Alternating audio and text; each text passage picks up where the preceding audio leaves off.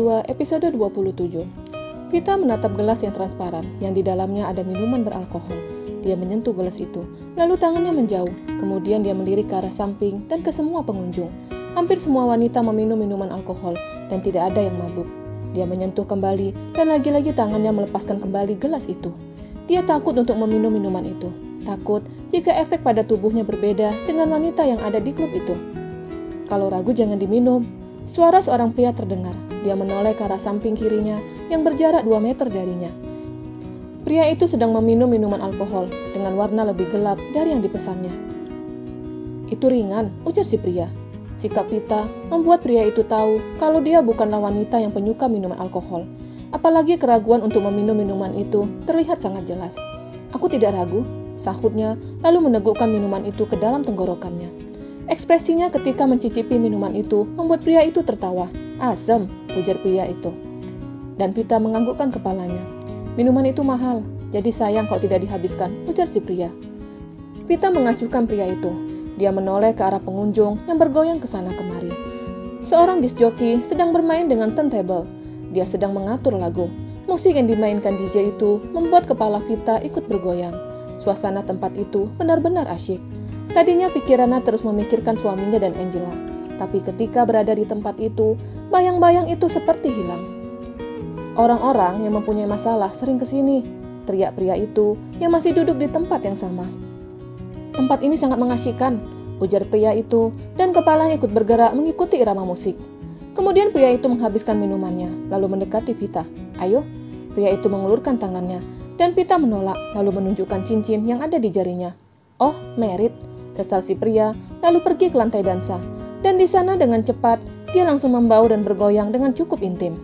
Vita hanya tersenyum, kemudian dia membalikkan badannya dan melihat gelas minumannya masih penuh. Dia mencoba meminum minuman itu, walaupun rasanya ada asam dan ada sensasi aneh, tapi dia mencoba untuk menghabiskan minuman itu. Dan setelah itu dia membayar minumannya dan segera keluar dari klub itu. Hati dan perasaannya jauh lebih baik dari sebelumnya, mengemudikan mobil dengan kecepatan sedang. Dan ketika sampai, rumah dalam keadaan gelap. Pandangannya mulai kabur, dan jalannya mulai sempoyongan. Beberapa kali dia membentur meja, dan ketika ingin meraih gagang pintu, dia melihat gagang pintu seperti dua. Padahal hanya ada satu, tapi minuman itu telah membuatnya mabuk. Dia terus berusaha untuk membuka pintu kamarnya, dan ketika berhasil, dia langsung menjatuhkan tubuhnya, dan setelah itu tidak sadarkan diri. Keesokan harinya, Naura duduk di ruang makan seorang diri. Lagi-lagi, Vita tidak menemaninya. Dia ingin melihat keadaan mamanya. Dia mengetuk pintu kamar, tapi tidak ada sahutan dari dalam. Lalu dia membuka pintu kamar yang tidak terkunci. Ketika masuk, dia melihat Vita tidur masih menggunakan sepatu heels dan tidur dalam keadaan telungkup. Dia mendekati Vita, lalu mengelus dahi mamanya. Seketika Vita terbangun. Naura, ujarnya. Anak kecil itu langsung mencium aroma yang tidak sedap. Dia menutup hidungnya, tak kala Vita ingin mengecupnya. Melihat itu membuat Vita sadar, jika tadi malam dia baru saja meminum minuman alkohol, dan tiba-tiba perutnya serasa mual. Dia membuka sepatunya, lalu berlari ke kamar mandi. Naura yang melihat itu merasa kasihan. Dia segera keluar, lalu menghubungi papanya. Tapi sia-sia, karena waktu di luar negeri memiliki perbedaan 7 jam, dan sudah pasti Vico dan Angela sedang tertidur di sana. Mereka bermain dengan cukup panjang, sampai terlelap ketika pagi buta. Bi, Naura segera menghampiri Bi Arum yang sedang berada di dapur. Iya, sahut si Bibi singkat. Mama Vita sakit. Tadi aku masuk ke dalam kamar. Aku melihat Mama tidur menggunakan sepatu. Dan entah kenapa Mama sangat bau, ceritanya. Bau jigong mungkin, sahut si Bibi sembari tersenyum. Mungkin, tapi setelah itu Mama muntah-muntah, ceritanya lagi. Ya sudah, nanti Bibi bawakan jeruk hangat ke sana. Naura menganggukkan kepalanya dan kembali ke kamar Vita. Wanita itu ternyata kembali tidur. Dia benar-benar menjadi pemalas. Mama, ayo temani aku makan, ajaknya. Mama mengantuk, Naura.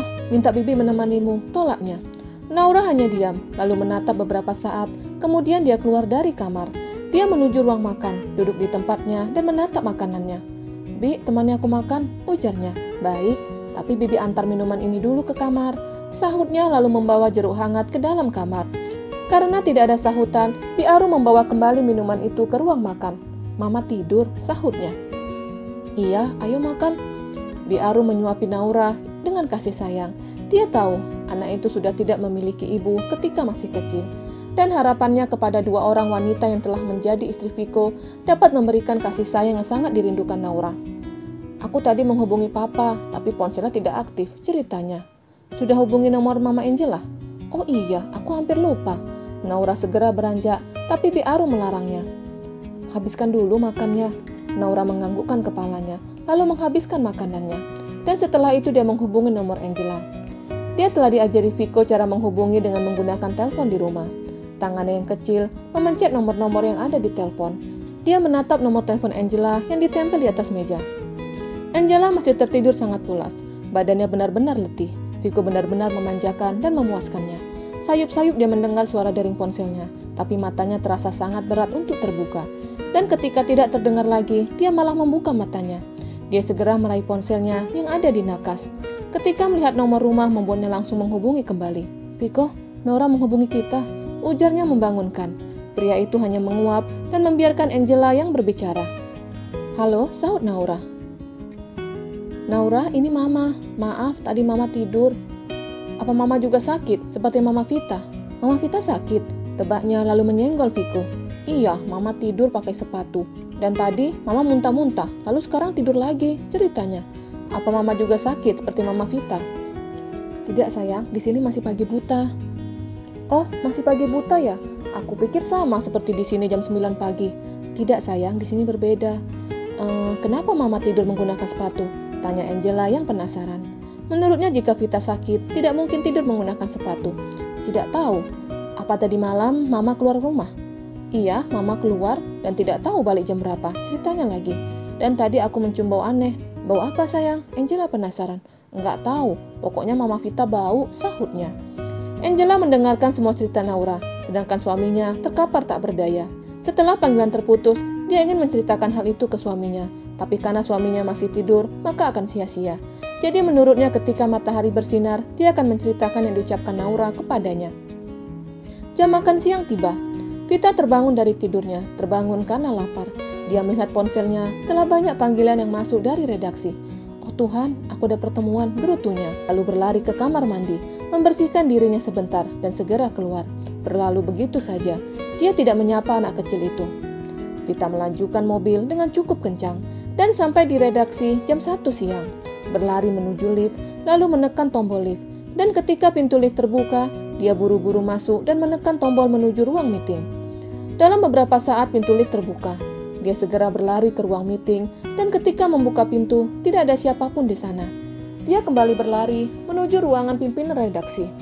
Sebelum mengetuk pintu, dia mengatur nafasnya yang ngos-ngosan. Lalu setelah itu dia mengetuk pintu. Terdengar suara sahutan dari dalam. Vita masuk ke dalam ruangan dan terlihat wajah pimpinan menatap dengan tajam. Apa ini? Pimpinan langsung melempar ketikan Vita dengan cukup kuat, membuat wanita itu kaget. Vita hanya melihat naskahnya, untuk mengambil dia belum berani. Kenapa kamu tidak datang ke pertemuan? Tanya pimpinan yang berjenis kelamin perempuan. Anak saya sakit, sahutnya Asal.